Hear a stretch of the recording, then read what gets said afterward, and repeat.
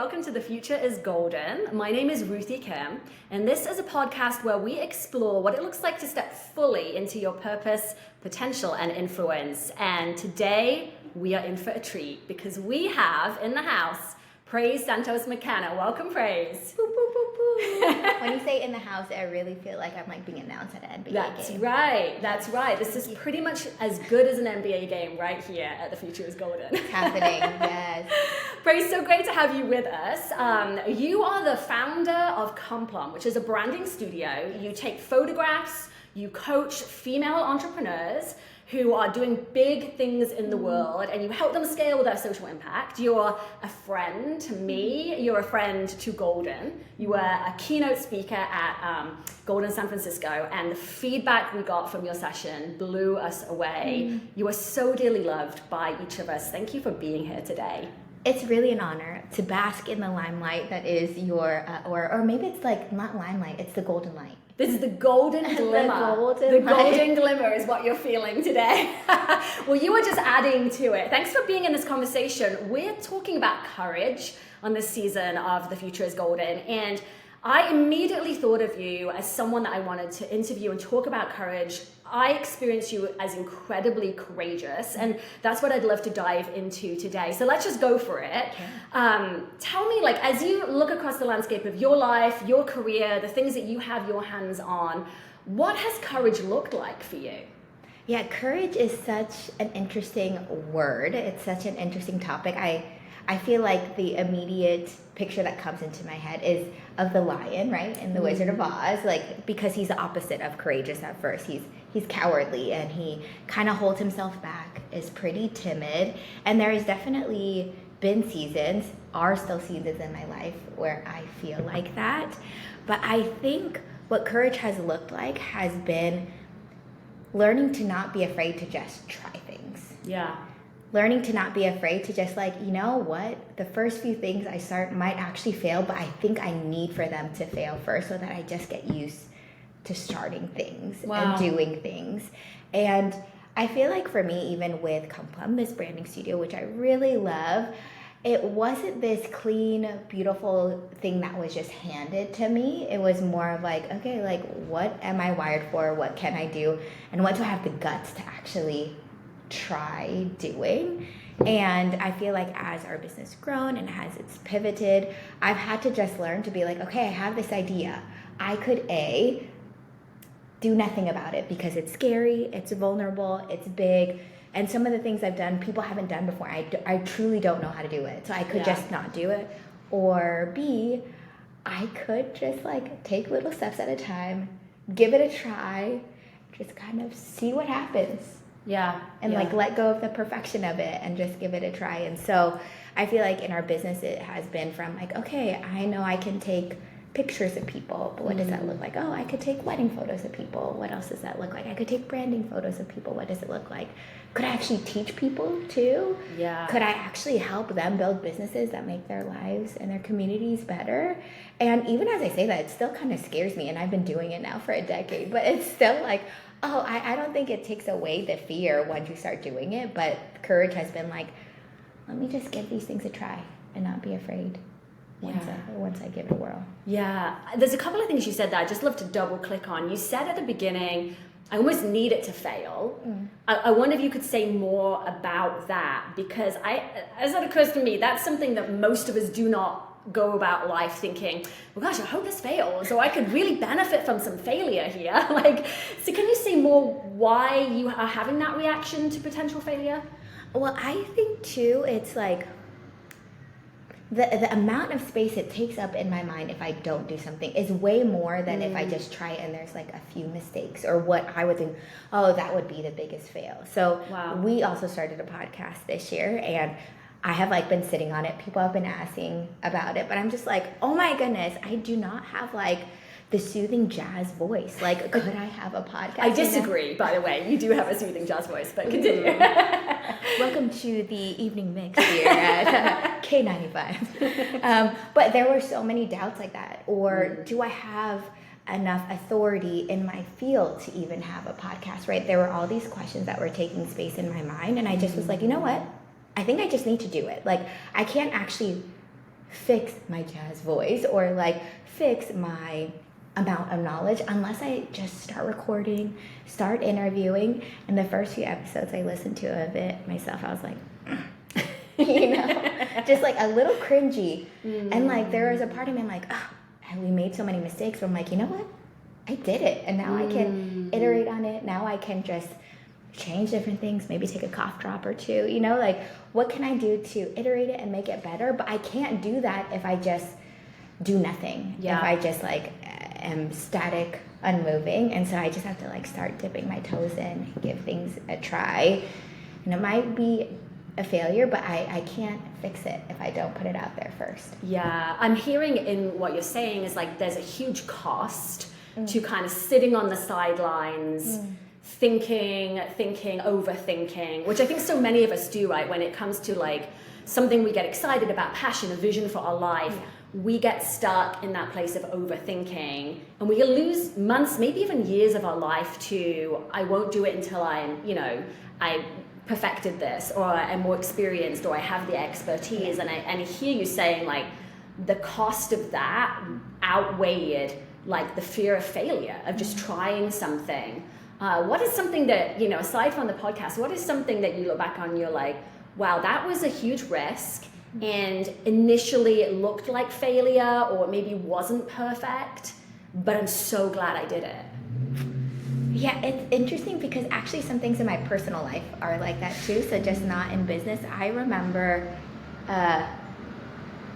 in my 20s, I'm a hot young thing, I'm like, like dating, doing things, and I decided to not date for a year, which was, I know this is kind of the opposite of what I said, because it seems like inactive, but it was actually very active and very purposeful of just like, I need to just take the brave step, which it sounds kind of scary because you're like, oh, like what if I miss out on something? What if I don't do this? But it was almost scarier for me to like stop dating and stop trying to meet people. And I'm like, actually, I need to see what it's like to just like be by myself, be with God, be in silence for a bit, recover a bit too.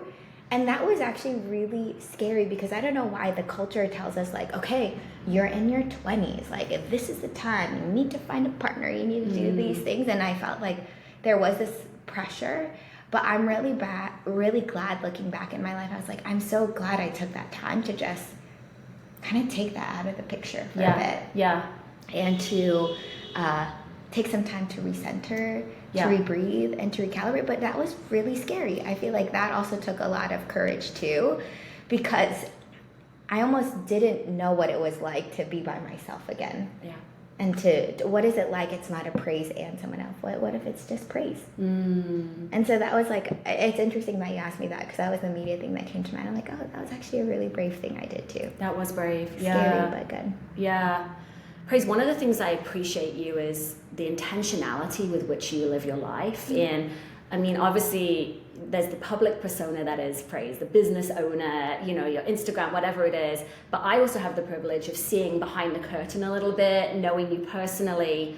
You are, as I experience you, like just as intentional in your personal life as you are in your business life. Could you speak a little to, and when we chatted before, we talked about how many of us live reactively. I see you living intentionally. Can you say more about that? I am constantly recalibrating to be intentional versus reactive, and I am better than I was before, for sure. And I feel as if I also have to be kind to myself, and I hope those who are listening are also kind to themselves if they also identify as being reactive too, just because that's kind of human nature, right? It's like part of our survival mechanism of like, here's what's happening in our environment, in our community, and we just respond to the things that are heightening our senses. And so I feel like I have been reactive in the past of, okay, what if I just follow this trend that everyone's going for, right? Whether it's everyone's on a dating app or something like that, or in my business, everyone is focusing on this thing. And that's fine, but I do feel as if as humans, we are also gifted with God's speaking to us, right? The Holy Spirit is also kind of nudging us in really special directions too. And there are also these thoughts or ideas that God has nudged me toward that I've had to make plans and intentionality toward doing that. And so let me get more concrete. I feel like that is very philosophical, and we can get more to kind of the nitty-grittiness of it, of just, for example, when I think about the beginning of the year or the end of the year, as many people do, I like to reflect and think about, okay, what are the values that were expressed in this past year, and what are the values I want to be expressed in this coming year? That kind of intentionality helps me say yes to the right things and no to the wrong things, both in our business and in our personal life too, which is one of the things I really love about branding, is we help people find their values and align it with their business. It's because that's how I also want people to live their lives, of what are the things that really light you up, and how do we put that more in our life. So even in our personal life, I have personal values of beauty, humor, and authenticity. So how can I have more of that in my life? Whether it's like, okay, maybe I'm being very intentional about being authentic with people. Maybe I want more one-on-one coffees with people, or maybe I want to talk about what's going on in my personal life more with even my business clients, because that is a value of mine. How do I put more beauty into my life? I take myself on more walks, go to more art museums too. So instead of just like, I wish there was more beauty in my life, I wish it would just come to me, it's more about me deciding, I want these things in my life. How can my calendar reflect that these are my values? How am I putting those things in my life too? I love that spin on, like, I want this to come to me versus I could create that for myself. I think that's a beautiful, like, kind of mindset pivot there. As I listen to you, I aspire to being more intentional in my life. And I also notice that life is crazy and there are so many demands, so many distractions, that I'm probably more reactive than I would like to be. And that to become more intentional is going to require me to slow down. It's going to require me to plan for the future rather than just living for today. And I remember when we were chatting about this podcast, you told a story about North Carolina and the highways. Yes. And I feel like that connects here with courage and being intentional. Can you share that story? Totally. Well, yeah, this is another great example of reactionary versus intentional. And so we are recording this podcast in San Francisco, California. We love California. California is amazing, but also one of the most populated states, right, in the United States.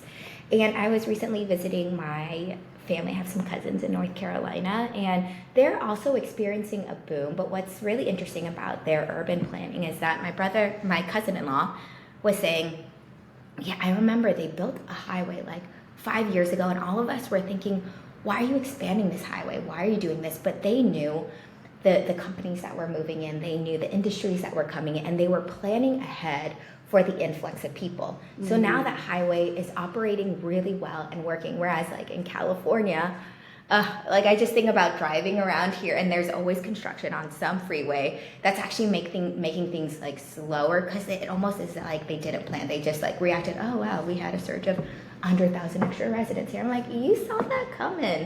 Why couldn't you have planned for it before? And so I love this idea of like, what are the highways we can be building already, because that's going to come into our lives more, whether it's relational, whether it's health-wise, whether it's with our businesses, with our families. I really love that imagery of like, okay, how can we be thinking ahead? How can we slow down? Take the courageous step to even like, well, I'm planning that my influence is going to spread in the next 5 years. How can I plan my life for that too? And that's really scary to say. But I feel like future you is going to think past you if you build that highway now. Let's dive into that, because I think there are people listening to this podcast who are like, ooh, what highways should I be building? Like, how would somebody know when it's the right time to build a highway, or what a highway could look like? Like, how do we do the kind of things that future us go, thank God that you did that? Well, there is something I've learned from you really well too, is the importance of community, the importance of people in your life who will build you up. especially when you say this dream that you have. I feel like a lot of it is sitting down with a friend or two and just saying, okay, I have this vision or I have this idea that I'm going to build a business, or I feel as if God has given me the vision that I'm going to be a speaker one day. I feel like God has given me X. Sometimes saying it is the scariest thing. Yeah. But saying it to really trusted people who can encourage you, who can help you find opportunities to grow, to learn that skill, who can connect you with people who also have that vision too, I think that is huge. And that's one way of building the highway. Or maybe like to put this allegory further, maybe it's like hiring the construction team already to start building it too. So that could be community.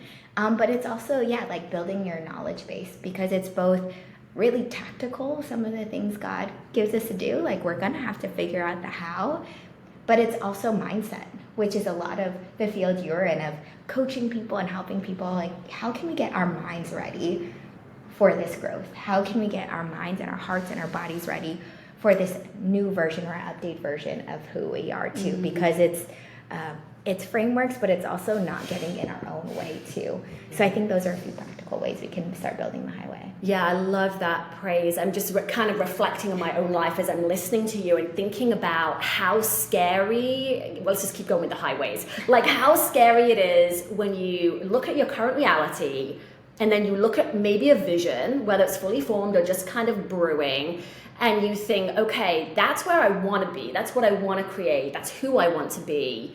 And I'm going to have to make some kind of investment, time, energy, resources, whatever it is.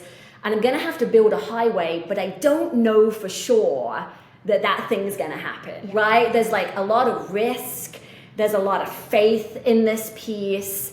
So I'm just thinking back on my own life and even current situations for myself right now, where I'm thinking, okay, I kind of know where I want to go, but it is scary to go all in on a vision that isn't certain, that isn't, quote, safe or guaranteed. What has helped you, aside from community, because I hear that, like having people with you in it, what has helped you in moments when you've thought, okay, I'm going to move forward. I'm going to, we're sitting in your studio right now, which is beautiful. I'm going to invest in podcast equipment. I'm going to launch an event. I don't know if people will come. What has helped you in those moments to keep going, to like build that highway, especially in moments when you're like, there's no cars on the highway. Is this even real? Am I, am I crazy? Yeah. Like, what do you do in those moments?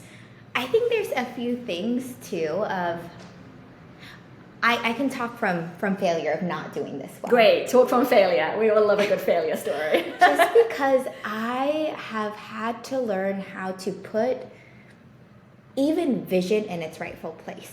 Like these ideas, these creative ideas that God has given me too, because I before have over-identified with them as if the things I produce are me, which at some point is really cool, just because then there's a lot of humanity in there, there's a lot of my personality in there, and I put so much of myself and like the magic that God has created me to be in those things.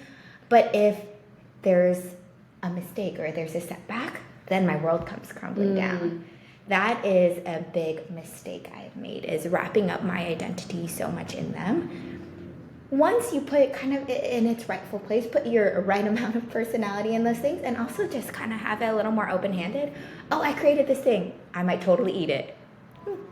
Like having more open-handedness of it, that I could come or go, but my sense of safety, my sense of self, my sense of belonging isn't tied into it. Yeah. It helps me do those things in a more sustainable way. Yeah. In a more long-term, healthy way too. But I feel like I've had to make that mistake of overly wrapping myself in something and it tanking, or maybe it not doing as well for me to be just like, I think I banked maybe too much into this. Yeah. What could I do to really like commit it to God, just to commit it to like, let's just give it a try and have fun, to make those things I don't know, last a little longer, make those things not have so much of an impact on my sense of self. Yeah. It sounds a little trite, but that old saying of it's the journey, not the destination is so... Oh, wait, are you low-key quoting Miley Cyrus? Are you saying it's the climb? Always. That's my goal in life. How can I quote more Miley? No, like, and it is so trite. I mean, it's everywhere, right? On plaques and cards, but I think in the world that I'm in, when I'm working with people and coaching them, I'm often thinking about that. Like, we want to go after results. Like, we do want to partner with God's work in the world. We want to create. We want things to actually happen. And that's a good thing. And what I hear and what you're saying too is the process, like who you're becoming is so valuable. And so I think as we think about building those highways, it's not just because one day we have a vision that cars will drive on it. Yes, of course. But who I become with every brick that I lay, with every construction person I work with, like that whole process of me becoming and being transformed, like that's where I get super excited in the coaching space. That's where I get excited in my own life. I do want to create results. I love to scale things. I love to see people win and grow and all of that.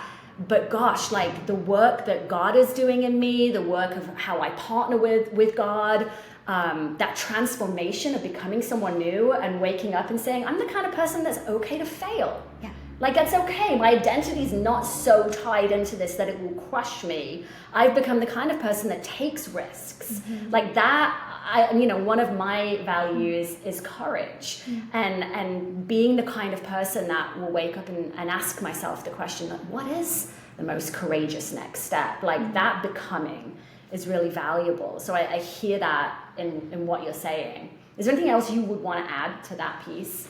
Yeah, I do think it's trite just because people say it over and over, because it's a truth that has been proven true over and over again. Proven true, yeah. Yes, and it's just so interesting because as I've worked with more small business owners, many women who they have the inkling of this vision and they start going for it. Yeah. They might very well create the thing. They might very well get to that destination. But what is so amazing about that process, I like to tell people, even if they aren't believers, like building a business is such a faith journey of like the faith it takes, because you could do all the right things to launch your speaking career, to launch this business, whatever it is. But truly, it's like we need a little bit of God in this, a lot of God in this. We need a favor. We need this trust that something so beyond us will make this thing happen. And I love seeing that in myself, that my faith has grown so much, of leading a business over the last 10 years, of trying to live this life that's in alignment with God has called me to do, that there is just like a little more trust there. There is more, that's why I can say, oh, it's really like out of my hands more. And I love that I've become that person along the way. And that might not be everyone's lesson, but I've seen a common enough thread that is maybe one of the top lessons. Yeah. One of the things I'll often chat with leaders that I'm working with about, in line with this idea of becoming, is you have a vision, 5 years from now, the highway, X amount of cars driving on it. Who do you need to become to make that vision a reality? And so then it's not just this like, well, I'm just gonna go after this vision and hope I change along the way, but actually back to your intentionality of thinking, hey, I want to take a leap and start a business, write a book, do a thing, whatever that is for you.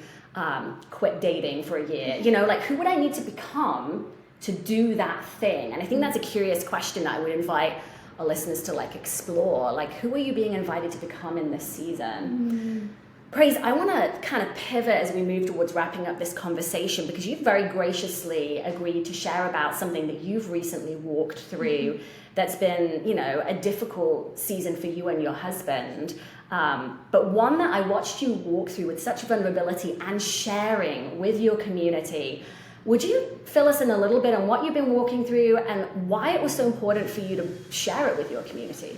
Yeah, so we had a miscarriage at the end of last year, and it was a really interesting journey because a number of things. I feel like we even had to have the conversation of family planning conversation. Are we even ready to start trying? And then when we were given the gift of a pregnancy, we're, oh my goodness, again, need so much God in this too. Like pregnancy, what an amazing gift that our bodies have been wired to do this thing that I read a lot of books, wanted to like do it well, but truly like I can't control it. It was something like just so out of our hands. And even our ability to get pregnant was a miracle too, just because I've had different health issues. And once we were getting our first few ultrasounds and saw that there might be a risk of miscarriage, that was also very shocking and very scary. And again, I'm really glad of the person I have become over the years to be able to trust God in this process. I'm really grateful for the marriage my husband and I have built to be able to go through adversity together and be able to communicate about it too. And I'm also glad I've become the kind of person who has learned to not just write off negative feelings. I feel like just in the culture I've been raised in, you want just the positive things. Like, how could I immediately put a faith spin to this? How could I immediately like make it so it like feels good, feels better, and I just wanted to bypass the negative feelings of it.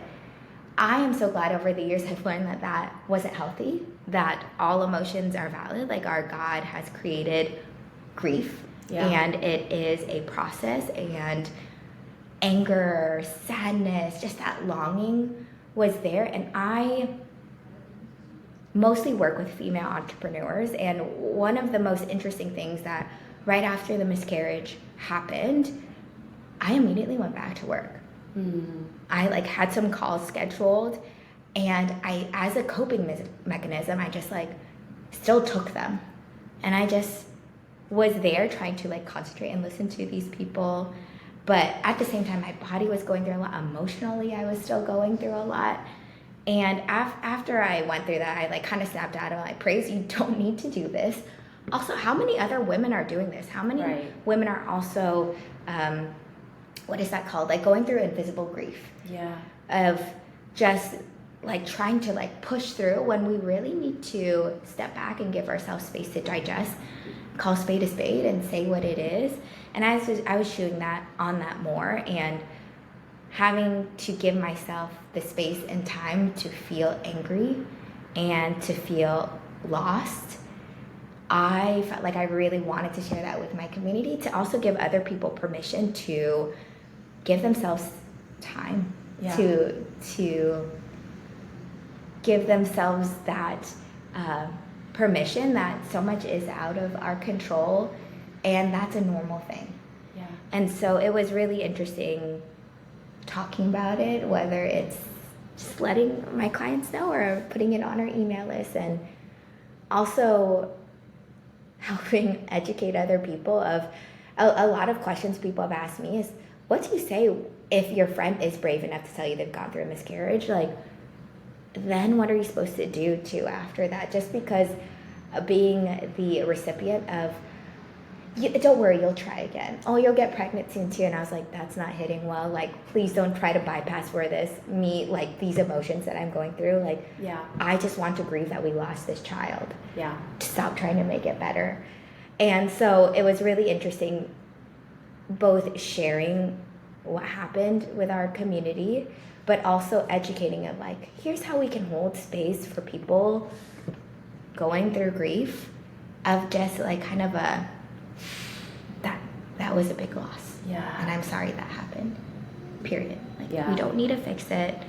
We just need to be there for people and acknowledge that they're in this space. So it's been quite a learning process, because it's been about 6 months, and there's emotional ups and downs of feelings of loss, and also feelings of like, okay, like maybe we're ready to try again, but what if something happens again? It was just still that kind of anxiety. So it's been an interesting thing, and I feel like I'm also really proud of myself for having gone through that and being able to talk about it now too.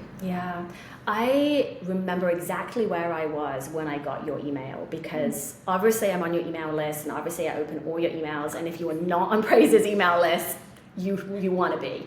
I remember exactly where I was. I was sitting in my bed, and I got your email, And I was so profoundly moved for, I think, a number of reasons. I mean, number one, we've talked about this, my husband and I also went through a miscarriage between the two boys that I have.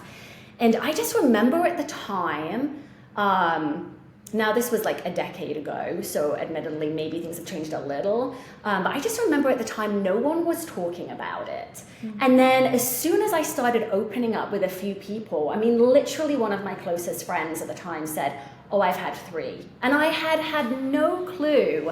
And so you suddenly realize there were all these things that we're going through that no one's talking about. And so when I got your email, I was initially just so deeply grieved alongside of you because I know that pain and how hard that is to process. And so proud of you for the courage that it took to bring other people into that journey with you and allow us to see. And I think to your point, also raised in the church with perhaps a little bit of tendency towards God is good all the time, and having to learn over the years to realize, like, sometimes life is just really bad. Like, it's really hard, and grief is a lot longer than we think it's gonna be. So I just want to acknowledge you, honor you, thank you for opening up this space for other women to say, yes, me too, and yes, I need more time. And I so resonate, likewise when I was going through my miscarriage, I was at work and I stayed at work. And you look back on these things now and you think, what was I doing? Wow, how often we as women kind of sideline our health, our emotions, what we need in order to just show up and be strong. And I guess the point I'm trying to make is that sometimes courage means leaving work and going home. Sometimes courage means saying, no more meetings, or I need to grieve, or I need longer than I thought I did. Or, courage doesn't look like always the big swings, which I see you doing as well, Praise, but it looks like those moments of like self-care and pause and rest and all of that stuff that I think we need to be talking about more, which we will be talking about more on this podcast. So thank you for being all around courageous in so many areas of your life. Yeah, thank you for resonating. And I hope that in us sharing our stories, it normalizes things and also gives more folks permission to, what are the little courageous steps that we can take? Which sometimes for me, it's like, Praise, take the nap. Take the nap. The world will still spin. It's fine. Mm-hmm. Or take the vacation. Yeah, totally. Praise, I know that as a result of this conversation, there's going to be people at home thinking, oh my gosh, how do I get in Praise's orbit? Like, how can I be around her more? Would you share a few ways that people can connect with you, upcoming events that you have happening? Yeah, really happy to. So I do send out a newsletter, for sure every month, but we sprinkle a lot of things in between there. So if you go to ComePlum.com, you can sign up there. And a lot of freebies and giveaways and all kinds of goodies. Oh my goodness. I just want to be Oprah. And so we're always just like, here's something cool we made. You want it? Here's a thing. So sign up there for sure. But some offerings that we have in relation to this conversation is I do work with a lot of small business owners, female entrepreneurs who have that inkling. And they want that courage and they want that community to help bring that inkling to like a seed and start watering the seed so they can make a tree and become this beautiful garden that they have this vision of. Yeah. I've created a space that we call Brand Opening, and it starts in August, and it's a cohort of small business owners who are with me for 16 weeks, and I get into their business. I call myself their business auntie, who's just like so caring but a little bit nosy, just because you need someone who's objective, who can see kind of the gaps of like, actually we need to put a little more fertilizer in this area, and then come up with strategic vision and goals for our 16 weeks together so that you have something tactical and tangible, that little seed, so that you leave like empowered to continue to lead that business. So that's Brand Opening, that launches in the fall. But another thing I'm really excited of, and this is one of those things I was laughing about, of like, okay, will the cars come?